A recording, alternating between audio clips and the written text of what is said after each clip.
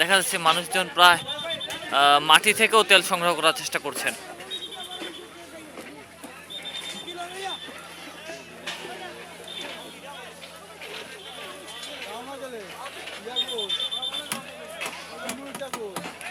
রাসেল ভাই, আপনার ইন্টারভিউ নিচ্ছি, এখানে সাংবাদিক রাসেল ভাই আছেন, একটু যদি বলেন আসলে এই ঘটনা কি হয়েছিল এখানে, আপনি তো সংবাদ সংগ্রহ করতে এসেছেন। আসলে অফিসিয়ালি আসলে আমাদেরকে কেউ কিছুই বলছে না এখন পর্যন্ত কীভাবে ঘটনাটি ঘটেছে। আসলে বড় কর্মকর্তা কেউ এখানে আসেনি। তো আমরা এই রাস্তাটি আসলে আপনারা জানেন দীর্ঘদিন থেকে সমস্যা আছে, বা এই মাঝগাঁও কিংবা কুলাউড়া থেকে সিলেট পর্যন্ত বেশ কয়েকটি দুর্ঘটনা ঘটেছে এবং শোনা যাচ্ছে ওখানে একটি স্লিপারের সমস্যা ছিল। সাধারণ মানুষ অনেকে বলতেছে এলাকাবাসী যে তারা ফেসবুকে লেখালেখি করেছে স্লিপার নিয়ে। সাধারণ মানুষ বা ধারণা করা হচ্ছে স্লিপার থেকে কোনো সমস্যা হচ্ছে। অফিসিয়ালি আসলে আমরা এখন কোনো বক্তব্য পাইনি। আর যেটা আপনাদেরকে জানিয়ে রাখি যে এখানে প্রায় 7টি বগি যে পড়ে গেছে, সেখানে প্রতিটা বগিতে প্রায় 40,000 লিটার তেল থাকে। তো আসলে সব যে 40,000 লিটার তেল যে পড়ে গেছে প্রতিটাতে সেরকম কিছু না, একটা বা দুটা তেল প্রায় সবই পড়ে গেছে। আরেকটা আশঙ্কা করা হচ্ছিল যে জ্বালানি নিয়ে, কারণ আমরা সাধারণ মানুষ ধারণা করেছিলেন যে এখানে যদি কেউ আগুন জ্বালিয়ে রাখে বা আগুনের কারণে কোনো সমস্যা হয় সেক্ষেত্রে হয়তো আগুন ধরে যেতে পারে।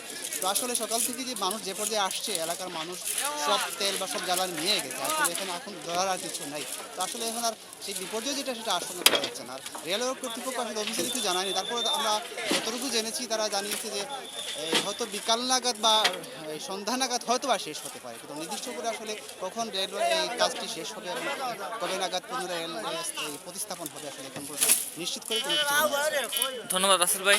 আমাদেরকে সাংবাদিক রাসেল আহমেদ সৈয়দ রাসেল আমাদেরকে জানার চেষ্টা করছেন দ্রুত সময়ের মধ্যে ট্রেন চলাচল যেন স্বাভাবিক করা যায়।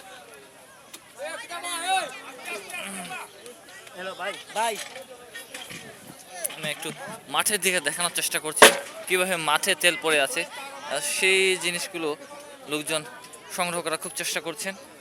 মাটি থেকেও তো তেল তোলার চেষ্টা চলছে এখানে।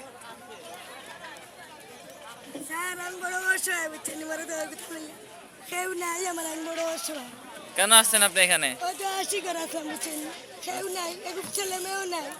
তেল নিতে আসছেন? দেখেন ওইখানে ওই না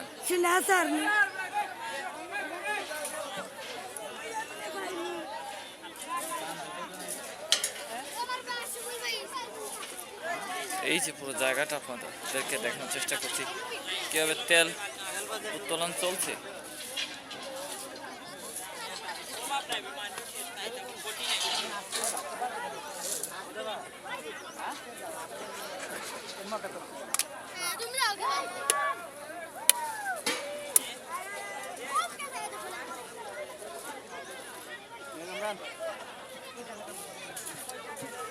আমি হইব মনে প্রায় 25-30 হইব। ওই আমি তো ফ্রেশ তেল আনছি দেখি, আমি ফ্রেশ তেল আনছি বে রয়েছি, আমি কিনে আনেছি পাইনি মায়ের ভিতর তেল হয়েছে নি? জি না, আমি হয়েছি সকালে নিচে নিত। কি জাত তেল? কি জাত তেল? Diesel diesel diesel. কেটা বা তুমি কি জাত তেল পাইছো? ডিজেল। কিলা লাগে তেল ভাইয়া? খুশিনি?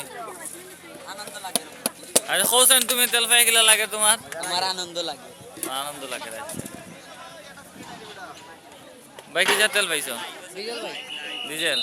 কিটা হবে ডিজেল দিয়া? বাড়িতে জ্বালাইমু কারেন্ট চলে গেলে।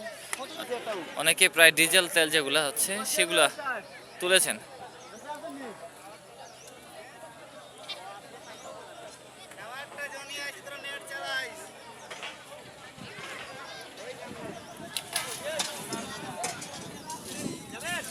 ভাই কি তেল পেয়েছেন আপনি? ভাই তেল আমি কিনছি ভাই। কিনছেন কত টাকা দিয়ে? ও তেল কিনছি আমি 600 টাকা দিয়ে। 600 টাকা দিয়ে তেল কিনছেন? আচ্ছা, একটা জিনিস দেখা গেল যে এখানে তেল উত্তোলন করে সেটা বেচা কেনা হচ্ছে।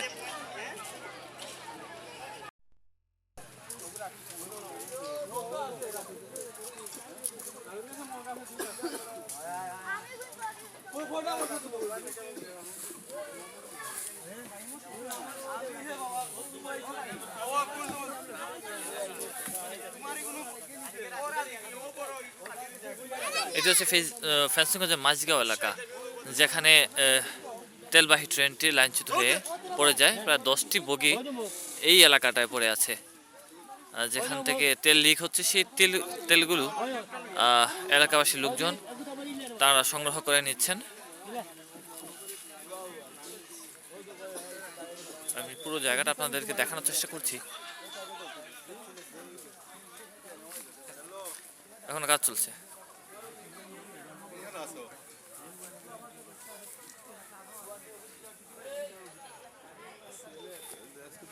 কাম করতে কার লোকে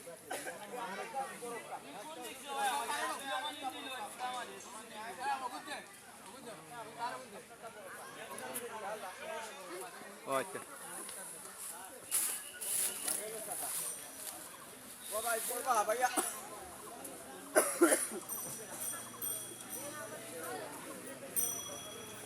কখন এই ঘটনা ঘটলো এবং আপনারা কি ব্যবস্থা নিচ্ছেন? আমাদের এই ঘটনাটা ঘটছে রাতের 40টা, তবে আমরা সংবাদ পাইছি রাতের 12:12 আমরা সংবাদ পাওয়ার সাথে সাথে আমরা এখানে ঘটনাস্থলে আসি। ঘটনাস্থলে এসে আমরা অগ্নি নির্বাপনের সম্পূর্ণ সরঞ্জাম প্রস্তুত করে রাখি এবং আমরা এখানে সতর্ক অবস্থা আছি। পুলিশ প্রশাসন, রেলওয়ে সবাই সতর্ক অবস্থা আছে। আচ্ছা, কখন শেষ হতে পারে, মানে কার্যক্রমটা কত? কার্যক্রমটা কখন শেষ হতে পারে এটা আমি সঠিক বলতে পারবো না, কারণ এটা রেলের কাজ, রেলের কর্তৃপক্ষের আর বলতে। এটা হয়েছে Mohammad Mizanur Rahman, station officer, Fenchuganj fire station. Thank you.